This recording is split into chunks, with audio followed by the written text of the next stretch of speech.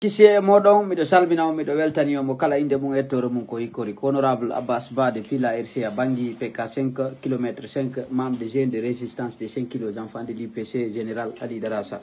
ara miɗo salmina on ko fiɓe ustasi ɓe men tedduɓe ɗo ko ɓe yewti ko yewtreji ko fi kanko Mr Mboma e ɓe artisiɓe men ɓe sifi ɓawto ɗum ɗen hiwde réaction ji ɓoyi sagataɓe influenceur ɓe siɓɓe men ɓen e blogueur ɓe ɓen no yanana ɓe ustasi ɓe men ɗo ɗon andi min mi hiɗa toñe ma kala kami goɗɗo no toñama no jagga mi yalta mi jonna point de vue an on ɗum ɗo noon wona wigol ko contribué to ko honnum woni ɗum wonde mati ustasi ɓen haray ko honnum waɗi ɓe andi Mboma ko honnum waɗi ɓe andi Sayfon ko honnum waɗi ɓe andi ɓe artisiɓe ɗo fo voilà ko ɓay ɓe heɗade musique piiji boyno wolede ene accemi lando on ɗon sikkude ka Facebook ɗo hande a ƴetta e téléphone ma huɓɓina ala mo wala Facebook no fanɗi min nata fou kono 99% no mari Facebook ma TikTok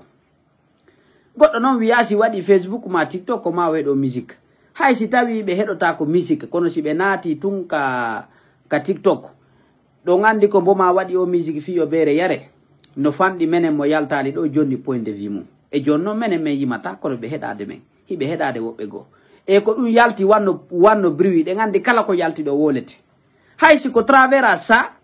ɓe wawa heɓude toon coɓɓiɗi ɓe ƴetta hay saki ndiya fewdo ko oya jiyo yaltunoɗo inni oya no ino jatodiro e makko propose animo mbuuɗi oya onno ko honno presse kadi ko honno oya jiyo wonɗo Belgique ɗo ka ko Europe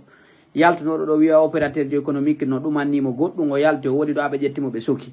ma bref joni selen ɗum ɗon fo mo ƴetti téléphone mum on no mari Facebook no mari TikTok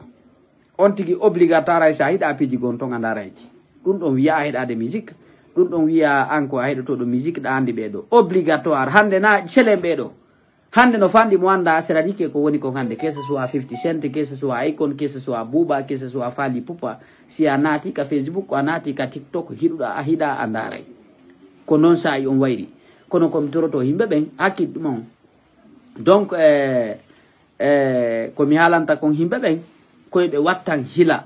ɓe sendinira sama kala e soɓe ɗum ɗo c'est pas l'appel attaque gol station innugol ɓe ɗon ɓayɓe ko fiyonno waɗi ɓe andi Mboma ko par ce que ɓe heɗade musique ko par ce que voilà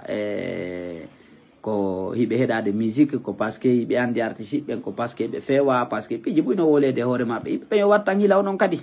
wattane hila sele janɗingol ko janɗa la famille s'il vous plaît vous même non c'est incroyable wallahi yimɓe men ɗo metti daɗude c'est pas possible wallahi no wodi piiji ɗen duwa ka janɗinde ɓe min personnellement hiɓe walira lampion gotum par ce que ɓe yiɗa voilà kala ko yalti ɓe ƴetta e position maɓɓe on voilà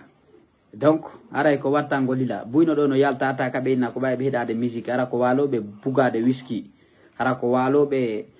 walade hoole rewɓe himɓe ko ɓen yaltata ɓe ɗo inna no critique de ɓe kodi wattanen hila koyo Allah yaafo en tun o adnaka fewdiɗo hande ha Allahu akbar koyo Allah wallu en yaafo en si tawina ɗum ha